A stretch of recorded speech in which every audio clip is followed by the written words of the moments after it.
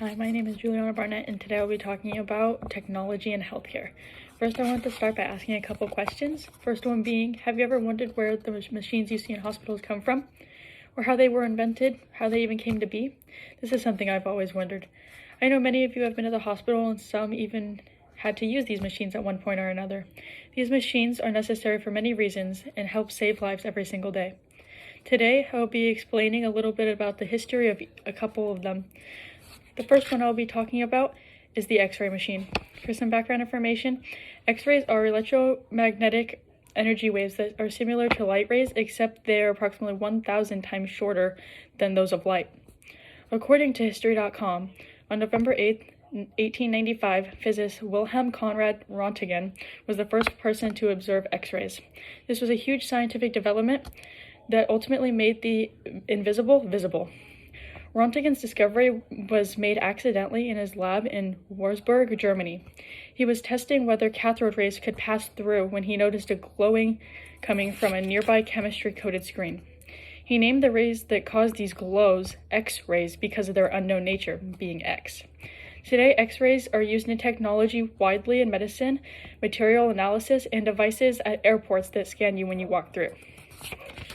The second machine that I'll be talking about is the CT machine. CT stands for computerized tomography, and this helps to visualize not just bones, but also soft tissues and use contrast. This is a step up from just the normal X-ray machine. It can help see parts of the patient's body that help the diagnosis, and it can help see tumors, specific parts of the body. And according to Catalina Imaging, the first initial CT scanner was created by British engineer Godfrey Hounsfield in 1972. He co-invented it with physicist Dr. Alan Cormack. However, the mathematical theory of Johann Radon in 1917 was what brought this technology to be. This was invented because of an inspiration of reconstructing a 3D picture of a box. This led to further research and eventually was named the EMI brain scanner, which then eventually turned to the CT scanner that we know today. Furthermore, the CT scanner is used to determine which medicines are working and what treatments are not. These machines have come a long way in being one of the crucial, valuable tools that we use in modern medicine. The third machine that I will be talking about is the MRI machine. This stands for magnetic resonance imaging.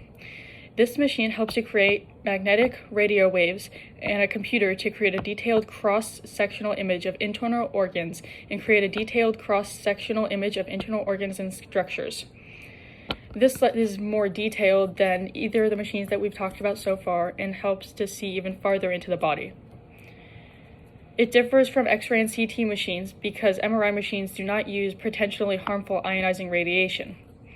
According to the American Institute of Medical Science and Education, this machine was developed during Paul Lauterbur's research of nuclear magnetic resonance. He thought the NMR could lead to create an image of the tissue inside the body and then be studied by medical professionals to diagnose medical alignments. However, the first MRI patent was filed by Raymond Damion in 1972, the same time as the CT machine. He discovered that the images created could be helpful during the diagnosis processes, and he was the first person to use the MRI machine to make a medical diagnosis. His patent was improved in 1974, and then the MRI was developed for full-body imaging in 1977. There is so much left for the future of medicine, especially within the cancer field. These machines help with that a lot.